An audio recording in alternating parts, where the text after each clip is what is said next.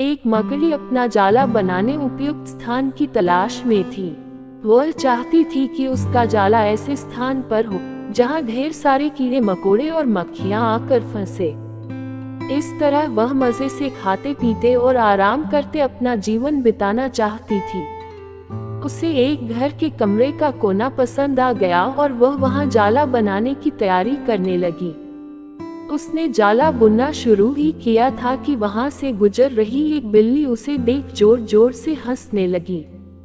मकड़ी ने जब बिल्ली से उसके हंसने का कारण पूछा तो बिल्ली बोली, मैं तुम्हारी बेवकूफी पर हंस रही हूँ। तुम्हें दिखाई नहीं पड़ता कि ये स्थान कितना साफ सुथरा है।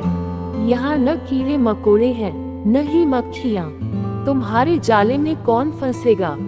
बिल्ली की बात सुनकर मकड़ी ने कमरे के उस कोने में जाला बनाने का विचार त्याग दिया और दूसरे स्थान की तलाश करने लगी।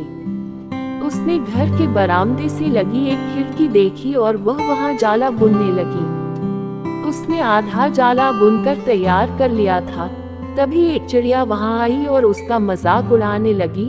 अरे, तुम्हारा दिमाग खराब हो गया है क्या, जो इस खिड़की पर जाला बुन रही हो? तेज हवा चलेगी और तुम्हारा जाला उड़ जाएगा। मकड़ी को चिड़िया की बात सही लगी।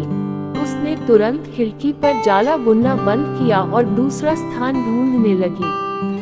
ढूंढते ढूंढते उसकी नजर एक पुरानी अलमारी पर पड़ी। उस अलमारी का दरवाजा थोड़ा खुला हुआ था। वह वहां जाकर जाला बुनने लगी। तभी एक कॉकरोच वहां आया और उसे समझाइश देते हुए बोला, इस स्थान पर जाला बनाना व्यर्थ है। यह अलमारी बहुत पुरानी हो चुकी है। कुछ ही दिनों में इसे बेच दिया जाएगा। तुम्हारी सारी मेहनत बेकार चली जाएगी। मकड़ी ने कॉकरोच की समझाइश मान ली और अलमारी में जाला बनाना बंद कर दूसरे स्थान की खोज करने लगी। लेकिन इन सबके बीच पूरा दिन निकल चुका था। वह थक गई थी और भूख प्यास से उसका हाल बेहाल हो चुका था। अब उसमें इतनी हिम्मत नहीं रह गई थी कि वह जाला बना सके। थक हार कर वह एक स्थान पर बैठ गई। वहीं एक चींटी भी बैठी हुई थी।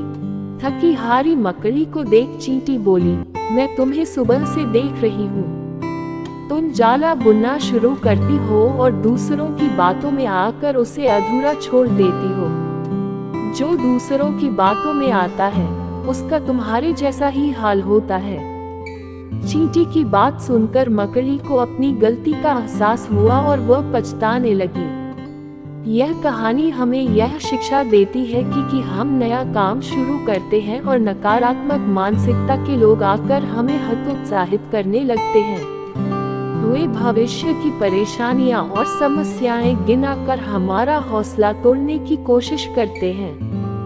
कई बार हम उनकी बातों में आकर अपना काम उस स्थिति में छोड़ देते हैं जब वह पूरा होने की कगार पर होता है और बाद में समय निकल जाने पर हम पछताते रह जाते हैं। आवश्यकता है कि जब भी हम कोई नया काम शुरू करें तो पूर्ण सोच विचार कर करें और उसके बाद आत्मविश्वास और दृढ़ निश्चय के साथ उस काम में जुट जाएं।